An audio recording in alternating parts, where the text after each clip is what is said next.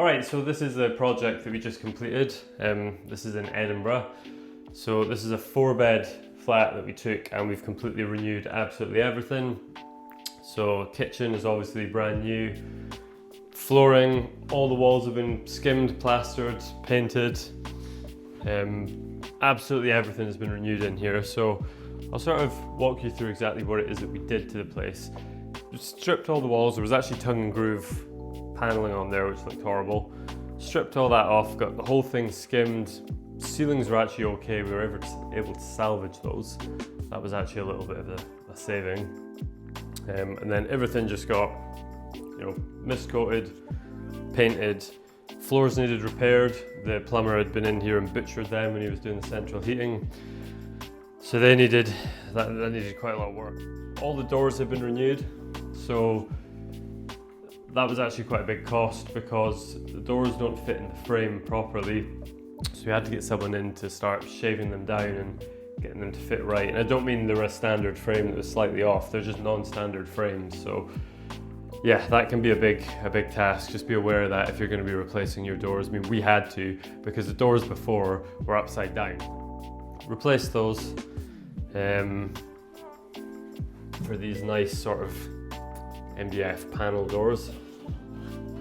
Bathroom has been completely renewed. So the bathroom was actually okay when we got this place. It could have been salvaged, but I think when you're doing a project like this, if you leave anything and you replace everything else, it'll be so apparent how bad the old thing is. It'll start to really stand out as being old. So I think if you can afford it, it's better to just replace it, just get something new. Everything will look more consistent, and again, you'll get it on the valuation. And if you're doing a flip, obviously, I mean, it's a no-brainer, you have to do this.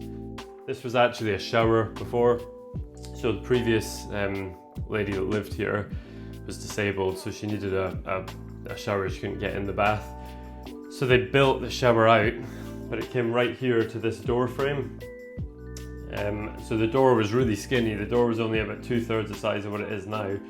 So we had to knock all that back, rebuild the frame, and then obviously hang another door in there. And we just put the bath back in. It looks a lot better, especially for a property of this size. You really want to have a bath in there because you're going to have kids. It's going to be a family renting this. It's not going to be just an individual, unless they have a lot of money and want a 4-bed. Into this room, just the same again here. All the walls stripped, plastered, painted. The colour is Egyptian cotton, which is a really nice neutral. And I think really don't go for white. Don't do that, because if you go for white, everything else just becomes a whitewash. Nothing stands out. So right now, the skirting stands out, the doors obviously stand out. If we'd painted this whole thing white, that wouldn't have stood out the way it does just now. So go for something neutral. This is ours, which I didn't realise. I thought, in my head, I just thought there was another flat coming off this, but it turns out that's not the case, which is great. So we just carpeted this. That was a nightmare. We had the grip strips for the carpet, I glued them down. Now, the glue I used would have been strong enough usually, but someone had painted the concrete, so it was just lifting up the paint because I had glued on top of paint and then the paint was coming up.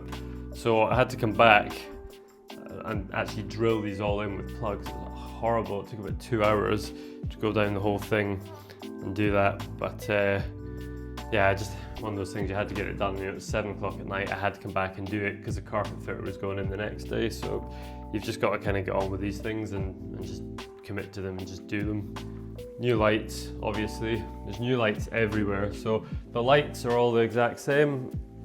I got the baskets for them online quite cheap, but it all worked out with the bulb, the pendant and the basket. It worked out about £20 a light. So I think all the lights in here was about £220. The living room one cost a little bit more because it's a wee bit more fancy.